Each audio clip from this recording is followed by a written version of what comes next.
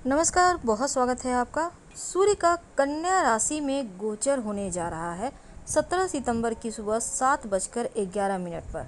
सूर्य अपनी ही राशि सिंह राशि को छोड़कर कन्या राशि में प्रवेश करेंगे और सूर्य जो है व्यक्ति के अहंकार, आत्मविश्वास, सफलता प्राप्त करने की इच्छा का प्रतिनिधित्व करते हैं। निर्णय लेने की क्षमता को भी नियंत्रित करते हैं। तो सूर्य जब कन्या राशि में जाएंगे तब आप सभी राशियों पर इसका क्या प्रभाव पड़ेगा। तो चलिए शुरुआत करते हैं मेष राशि से। तो मेष राशि वालों, सूर्य आपके 5वें घर के स्वामी के रूप में सूर्य का कन्या राशि में गोचर यानी छठे भाव में वो जा रहे हैं। ये घर है रोग, चोट, ऋण, कर्जे और शत्रु का, साथ ही मामा से जुड़ा। तो छठे घर में कन्या राशि में सूर्य के इस गोचर से जो विद्यार्थी हैं प्रतियोगिता परीक्षा में सफलता प्राप्ति की 100% संभावना बनी हुई है। आप नौकरी के लिए प्रयासरत हैं या फिर उच्च अध्ययन के लिए आप तैयारी कर रहे हैं, आप लोगों के लिए अच्छा है। जो विद्यार्थी हैं उनके लिए भी अच्छा है और इस समय अपनी समस्या, झगड़े, स्वास्थ्य संबंधी तमाम चीज़ों को हल आपको जो चाहते हैं निकालना वो भी निकल आएगा, यानी ये वक्त अच्छा है। जो वृषभ वाले हैं उनके लिए सूर्य चौथे घर के स्वामी हैं और आपके पंचम भाव में जा रहे हैं। तो पांचवा भाव शिक्षा, प्रेम, बच्चों और पूर्व जन्म के पुण्य कर्मों का है। तो कन्या राशि में सूर्य का गोचर आप खासकर जो लोग राजनीति से जुड़े हैं उनके लिए बहुत अच्छा है।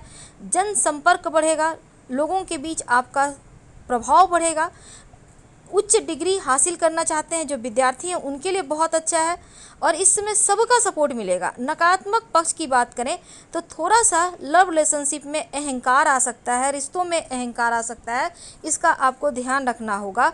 और चिकित्सा वगैरह जैसे कि महिलाएं हैं तो उनको खुद से खुद की चिकित्सा नहीं करना, कोई भी प्रॉब्लम है डॉक्टर के पास जाए, वैसे बड़ी समस्या नहीं होगी। सूर्य का ये परिवर्तन कहता है कि निवेश, आर्थिक लाभ के लिए वक्त बढ़िया है। मिथुन राशि, आपके लिए सूर्य तीसरे घर के स्वामी हैं और आपके चौथे भाव में आ रहे हैं। चौथा भाव माँ का घरेलू जीवन, घर, वाहन, संपत्ति का भाव है और मिथुन वालों चौथे घर में आने से आमतौर पर अनुकूल नहीं होता है क्योंकि हल्की फुल्की मुश्किलें आती है। इसलिए इस समय विशेष तौर पर आप तमाम परेशानियों पर ध्यान दें, शांत रहें, नहीं तो खासकर आलोचनात्मक मुद्दे वगैरह में मत फंसिए। पॉजिटिव सोच के साथ आगे बढ़िए। आपके लिए ये भी है कि घर पर आराम से समय बिताने के लिए आप अगर बिताते हैं तो आत्मविश्वास बढ़ेगा। अगर आप लिखने वगैरह का कोई कार्य करते हैं तो अच्छा है, खासकर प्रिंटिंग मीडिया से संबंधित क्षेत्रों से लगाओ। अगर आप कोई कार्य करते हैं तो आपके लिए ज़्यादा अच्छा ये वक्त है। सार्वजनिक छवि के 10वें घर पर सूर्य की दृष्टि है तो पेशेवर विकास भी होगा, उन्नति के रास्ते भी खुलेंगे। कर्क राशि, आपके लिए दूसरे घर के स्वामी होकर आपके तीसरे घर में है। तीसरा घर होता है भाई बहन, आपके शौक, छोटी दूरी की यात्रा, कला, कौशल, संचार का।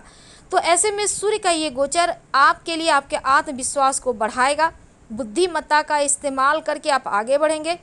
खासकर मीडिया रिपोर्टर या फिर सलाह देने वाला कोई कार्य, परामर्शदाता वाला कार्य, प्रवक्ता हैं आप, तो आपके लिए बहुत अच्छा वक्त है, तरक्की करेंगे। इस समय ज़्यादा आलोचनात्मक मत नहीं आपको नहीं होना है और नहीं तो समस्या बढ़ेगी। छोटी दूरी की यात्रा के योग हैं। नवम भाव पर सूर्य की दृष्टि धर्म, आध्यात्मिक मामलों में आपका झुकाव भी बढ़ाएगा और पिता, गुरु, शिक्षक का सपोर्ट भी मिलेगा। तो लंबी दूरी की यात्रा वगैरह भी इस समय आपका हो सकता है, आप तैयार रहें। सिंह राशि, सिंह वालों आपके लिए सूर्य जो है वो लग्न के स्वामी हैं और आपके धन भाव में प्रवेश करेंगे। तो दूसरे घर को परिवार, भाषण, बचत का घर कहा गया है। तो सूर्य के यहाँ पर आने से आप अपनों के प्रति यानी कि सबसे ज़्यादा आप लॉयल होंगे, उनको समय देंगे, अपनों के लिए हमेशा आप बस एक्टिव रहेंगे। परिवार से जुड़ने के लिए यात्रा वगैरह का प्लान भी बना सकते हैं। स्थानांतरण वगैरह हो सकता है। अगर आप जॉब करते हैं आपका आत्मविश्वास बढ़ेगा। वाणी से संबंधित कार्यों में लाभ होगा। सरकारी नौकरी करते हैं तो राजनेता, सलाहकारों के लिए भी शुभ साबित होगा। और इस समय आपके जीवन में सूर्य की दशा अगर अनुकूल नहीं है तो थोड़ी बहुत परेशानी होगी, लेकिन बड़ा टेंशन नहीं होगा। लेकिन आपके लिए जो सिंह राशि वाले हैं, खासकर जो विद्यार्थी हैं उनके लिए अच्छा वक्त है। जो कन्या वाले हैं, देखिए सूर्य 12वें भाव के स्वामी होकर लग्न में बैठे हैं तो आपका आत्मविश्वास, आकर्षण और अच्छे स्वास्थ्य का लाभ मिलेगा। साथ ही ऐसी भी प्रबल संभावना है कि इस समय आपका स्वास्थ्य के मामलों में हल्की फुल्की रहे, बड़ा टेंशन नहीं होगा। थोड़ा ध्यान दीजिएगा। आयात निर्यात संबंधी कार्य करते हैं, बहुराष्ट्रीय अंतर्राष्ट्रीय कंपनियों या विदेशी सरकार से संबंधित कार्य करते हैं तो आपके लिए अनुकूल वक्त है।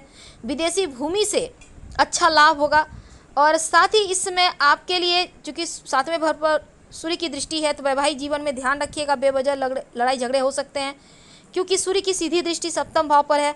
तो थोड़ा सा यहाँ पर परेशानी को आपका समाधान निकालना होगा। बी पॉजिटिव रहें। तुला राशि, आपके 11वें भाव के स्वामी होकर आपके 12वें भाव में सूर्य बैठे हैं। ये भाव है विदेशी भूमि, अलगाव, अस्पताल, बहुराष्ट्रीय कंपनी का। 12वें घर में सूर्य के होने से बहुत अच्छा तो नहीं है क्योंकि स्वास्थ्य की हल्की फुल्की परेशानी रहेगी। आप अपना बहुत ध्यान दें, स्वयं का चिकित्सा स्वयं से ना करें। और इसके अलावा 12वें भाव में वित्तीय प्रबंधन का सावधानी पूर्वक भी आपको चीज़ों को संभल कर आगे बढ़ाना है। धन हानि ना हो इसका भी ध्यान रखें और जल्दबाजी में कोई भी कार्य ना करें। 6ठे भाव में सूर्य की दृष्टि है, शत्रु प्रतिस्पर्धा वगैरह को आप बस में कर पाएंगे। लेकिन आप वर्तमान में कानूनी मामलों, मुकदमेबाजी जैसी चीज़ों में हैं तो दोबारा से कहीं शुरू ना हो जाए इसका ध्यान रखें। कर्ज वगैरह ना लें और विवाद से बचिए। ये समय आपके लिए अच्छा नहीं है, दूसरों की गारंटर भी ना बने। वृश्चिक राशि, सूर्य 10वें भाव के स्वामी होकर आपके 11वें भाव में रहेंगे। 11वां भाव होता है धन का, लाभ का, इच्छा का, बड़े भाई बहन का, परिवार का और पारिवारिक सदस्यों का। तो आपके लिए पेशेवर जीवन बहुत अच्छा है क्योंकि आप जॉब करते हैं, पदोन्नति होगी, तनख्वाह बढ़ेगा। जो व्यवसायी भाई हैं उनके लिए बहुत अच्छा है क्योंकि सरकारी संस्था से अनुकूल समर्थन सहायता मिलेगी। जो ठेकेदार हैं उनके लिए सरकारी लेन देन से जुड़े कार्यों में लाभ होगा।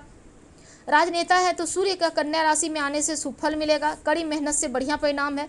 5वें घर पर सूर्य की दृष्टि है। जो विद्यार्थी हैं उनके लिए सकारात्मक परिणाम आएगा। सूर्य का यहाँ पर आने से पढ़ाई लिखाई में सुधार होगा। संतान के संबंध में भी सुख आनंद की अनुभूति होगी। रोमांटिक रिश्तों में भी लाभ होगा क्योंकि इसमें बेवजह अहंकार, टकराव जैसी चीज़ों से बचे, नहीं तो रिश्तों में समस्या हो सकती है। इसका बस आपको ख्याल रखना है।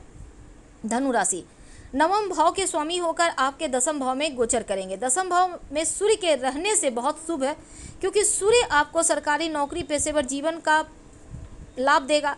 साथ ही इस समय प्रचुर मात्रा में भाग्य का साथ मिलेगा, सुख समृद्धि बढ़ेगा, करियर में भाग्यशाली बदलाव होंगे। और इस समय शहर में स्थानांतरण, अगर आप कोई अन्य शहर जाना चाहते हैं तो इस समय हो सकता है। पिता, गुरु, टीचर का सपोर्ट मिलेगा। पिता से रिश्ते बढ़िया होंगे। उच्च पदों पर जो लोग बैठे हुए हैं उनसे लाभ होगा। अहंकार से बचिएगा। 4थे घर पर सूर्य की दृष्टि है। घरेलू जीवन का प्रतिनिधित्व करता है 4था घर, तो नया घर, वाहन खरीदने के लिए अनुकूल वक्त है।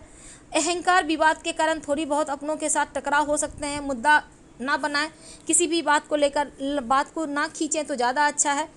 हर जगह नज़रें बनाए रखें। अपनों के साथ रिश्तों को बेहतर बनाने का प्रयास करें तो उत्तम रहेगा। मकर राशि, सूर्य आपके 8वें भाव के स्वामी होकर 9वें भाव में बैठे हैं।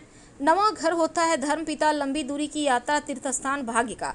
तो मकर वालों, कन्या राशि का ये सूर्य आपके लिए मिला जुला हुआ फल लाएगा। इस समय भाग्य में वृद्धि करेगा, आपको धार्मिक बनाएगा और साथ ही गुप्त विद्याओं की तरफ भी आपका झुकाव बढ़ेगा। जो विद्यार्थी हैं फायदेमंद है, खासकर उच्च शिक्षा की प्राप्ति कर रहे हैं तो बढ़िया वक्त है। परिवार या छोटे भाई बहनों के साथ तीर्थ यात्रा पर जाने की योजना बना सकते हैं। और इस समय सूर्य का गोचर आपके पिता के साथ विवाद थोड़े बहुत करवा सकता है, आपको ध्यान रखना है। सूर्य के 9वें घर में आपके 3रे घर पर दृष्टि है और सूर्य का कन्या राशि में संचार आत्मविश्वास को बढ़ाएगा। शौक, रुचि को प्राथमिकता दीजिए और आगे बढ़िए क्योंकि बदलाव की उम्मीद कर सकते हैं। बिल्कुल सकारात्मक अच्छा वक्त है। कुंभ राशि, सूर्य आपके लग्न का स्वामी है और साथ ही शनि और साथ ही सूर्य जो हैं वो आपके 7वें भाव के स्वामी हैं, 8वें भाव में रहेंगे। तो 8वें घर में रहने से क्या होगा, सूर्य का यह गोचर आपके जीवन में थोड़ी चुनौतियां देगा। खासकर ससुराल पक्ष के लोगों से टकराव हो सकता है। स्वास्थ्य के मामलों में बहुत अच्छा नहीं है, थोड़ा सा अपना ध्यान रखिएगा और सुरक्षित रूप से वाहन चलाएं। यात्रा करते समय सावधानी रखें। ससुराल वालों के साथ बातचीत करते समय सकारात्मक या फिर संभल के रहें। वैसे तो गुरु विज्ञान की तरफ आपका रुचि बढ़ सकता है। 8वें भाव के आपके जो सूर्य हैं और आपके धन भाव पर दृष्टि डालेंगे तो बचत कर पाएंगे, ये दृष्टि शुभ है। धन आएगा, प्रभावशाली लोगों से आपका मिलना जुलना होगा, आशीर्वाद मिलेगा बड़े लोगों का, यानी संचार कौशल आपका बढ़िया रहेगा। जो मीन वाले हैं 6ठे घर के स्वामी के रूप में आपके 7वें घर में गोचर कर रहे हैं। 7वां घर विवाह, जीवन साथी, व्यावसायिक साझेदारी का प्रतिनिधित्व करता है और सूर्य का मीन राशि वालों आपके लिए सूर्य का ये जो मित्र ग्रह है आपके राशि के स्वामी का, तो सप्तम भाव में रहने से आपके लिए बहुत अच्छा नहीं है, क्योंकि सूर्य उग्र ग्रह है, तो वैवाहिक जीवन के लिए बढ़िया नहीं है। इस समय अहंकार वश टकराव हो सकता है, तो साथी के स्वास्थ्य का भी ध्यान रखना होगा। लग्न प्रथम भाव पर सूर्य की दृष्टि है, आत्मविश्वास तो बढ़ेगा और इस समय जिम्मेदारियां बढ़ेगी। थोड़ी सी स्वास्थ्य की ध्यान रखना है। दूसरों के साथ किसी भी तरह का झगड़े लड़ाई विवाद से बचें। किसी को उधार ना दें, ना किसी से लें। तमाम जो आपके उत्तरदायित्व वो पूरा करें, लेकिन दूसरों के दायित्वों की गारंटी बिल्कुल भी ना लें। और साथ ही इस समय आपको अपने स्वास्थ्य का भी ध्यान रखना है। सूर्य प्रतिरक्षा और अच्छे स्वास्थ्य का प्राकृतिक कारक होने के नाते इस समय आपको स्वास्थ्य और फिटनेस का ध्यान रखना है। हालांकि आप प्रोत्साहित भी रहेंगे। दिन की शुरुआत योगा एक्सरसाइज से करें। धन्यवाद, हम फिर मिलेंगे। प्लीज़ लाइक कर सब्सक्राइब जरूर।